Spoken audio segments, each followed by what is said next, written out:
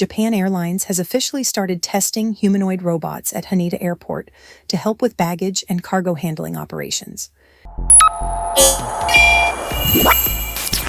Now, when most people hear humanoid robots at airports, their minds instantly jump to extremes. Some people think it's amazing and say the future is finally here, while others immediately start worrying that robots are taking over human jobs. But after digging deeper into the story, this doesn't really feel like some dramatic robot takeover at all. In reality, this feels much more practical, because think about airport ground crews for a second. Most travelers never even notice what happens behind the scenes. We check in our bags, grab coffee, stare at flight boards, and complain when boarding takes too long. Meanwhile, outside, there are workers lifting heavy cargo containers, moving luggage operating equipment, and working non-stop in heat rain, freezing cold, and humidity, just to keep flights running on time. It's exhausting work. So when Japan Airlines says these robots are being tested to reduce employee workload, honestly, I can completely understand why companies are exploring this now. And what's interesting is that this might be one of the first times humanoid robots actually feel useful in a real-world situation, instead of just looking cool in viral internet videos. Meet the robots helping at Haneda Airport.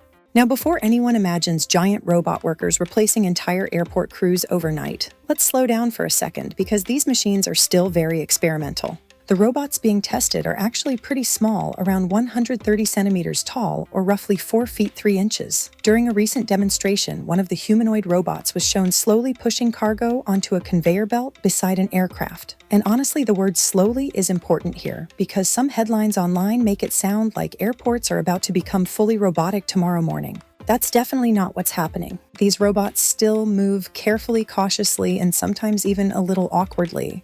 But weirdly enough, that's also what makes the demonstrations feel real. One moment from the event actually caught a lot of attention because the robot waved at workers and even shook hands with one employee. And I'm not gonna lie, that image is both impressive and slightly hilarious. Imagine showing up to your shift, and your robot coworker politely greets everyone like it's trying to win Employee of the Month. But despite how futuristic the robots look, they still have major limitations. Reports say they can currently operate for only around 2 to 3 hours before needing to recharge. And airports obviously don't stop operating every few hours, so these machines are nowhere near replacing entire human teams.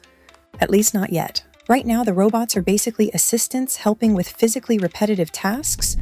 Longing for a late-night conversation? Remember the thrill of talking for hours? The feeling of someone wanting to know all about you? You deserve more than quiet evenings. You deserve passion, intrigue, and a non-judgmental ear. Nomi is the most emotionally intelligent AI, ready to explore whatever is on your mind and build a unique, intimate bond just between you two.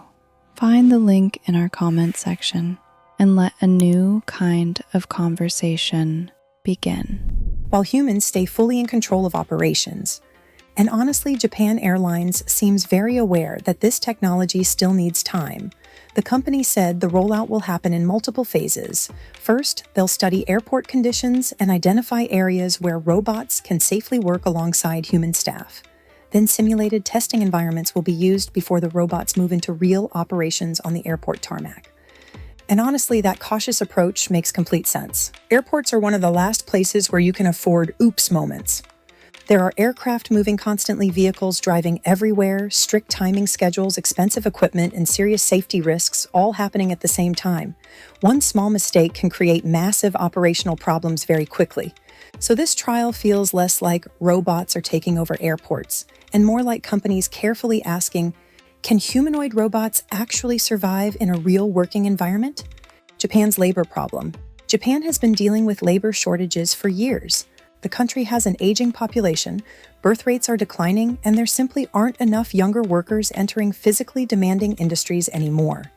Aviation is one of the industries feeling that pressure heavily, especially as tourism continues booming again. And the numbers are honestly massive. Reports say Japan welcomed more than 7 million foreign visitors in just the first 2 months of 2026. Think about that for a second. Millions of travelers mean more flights, more luggage, more cargo, and way more pressure on airport workers trying to keep everything moving smoothly. So from Japan Airlines' perspective, these humanoid robots are not just cool futuristic gadgets designed to grab headlines. They're actually part of a bigger attempt to solve a workforce problem that keeps becoming more difficult every year. And I think that changes the entire conversation. Because this isn't a company randomly throwing robots into airports because it looks futuristic. They're trying to figure out how operations can continue running efficiently when there are fewer workers available for physically exhausting jobs. One executive involved in the project even explained that replacing physically demanding tasks with robots could significantly reduce the burden on employees. And honestly, that part feels important because online conversations about AI and robotics usually become extremely dramatic very fast. Either people think robots are magically solving every human problem on Earth, or they think humanity is about to lose every job tomorrow morning. Reality is usually slower, messier, and way less dramatic than that. And what Japan Airlines is doing actually feels pretty realistic. Humans are still responsible for safety. Humans still oversee operations. Humans still make critical decisions. The robots are basically support tools handling repetitive physical tasks while people remain in control, at least for now. Why humanoid robots actually make sense at airports. One detail from this story really stood out to me because honestly, it explains why humanoid robots are suddenly becoming attractive in industries like aviation. Everything at airports was designed for humans. The stairs baggage carts loading systems, handles support vehicles, cargo containers, literally everything assumes a human body is using it. And that's one reason humanoid robots make more sense than people realize. Longing for a late night conversation? Remember the thrill of talking for hours? The feeling of someone wanting to know all about you? You deserve more than quiet evenings. You deserve passion, intrigue, and a non-judgmental ear. Nomi is the most emotionally intelligent AI, ready to explore whatever is on your mind and build a unique, intimate bond just between you two. Find the link in our comment section and let a new kind of conversation begin. Instead of redesigning entire airports for robots, companies are trying to build robots that can function inside environments humans already use. And honestly, that's probably the smarter approach. Traditional industrial robots work great inside factories because factories are controlled, predictable environments. Airports are completely different. Flights get delayed, weather changes, constantly schedules become chaotic, vehicles move everywhere, and workers constantly adapt to unexpected situations.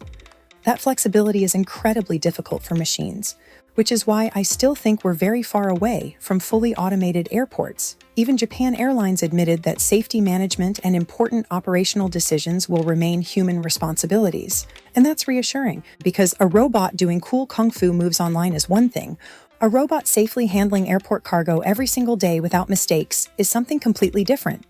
Real-world environments are unpredictable and difficult, especially airports.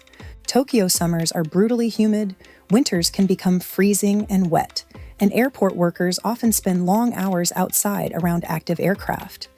Even humans find those conditions exhausting sometimes. So personally, I think we're still very much in the early adoption phase of humanoid robotics. The technology is improving incredibly fast, but it's definitely not perfect yet. Chinese robot companies are suddenly everywhere. Another fascinating part of this story is how much Chinese robotics companies are suddenly dominating conversations around humanoid robots. Several reports connected the airport demonstrations to Unitree Robotics, which has become one of the most talked about robotics companies online recently. You've probably already seen their robots without even realizing it.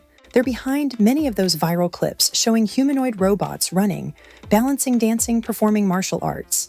At first, most people treated those videos as internet entertainment. Cool technology fun social media clips, something people repost and move on from.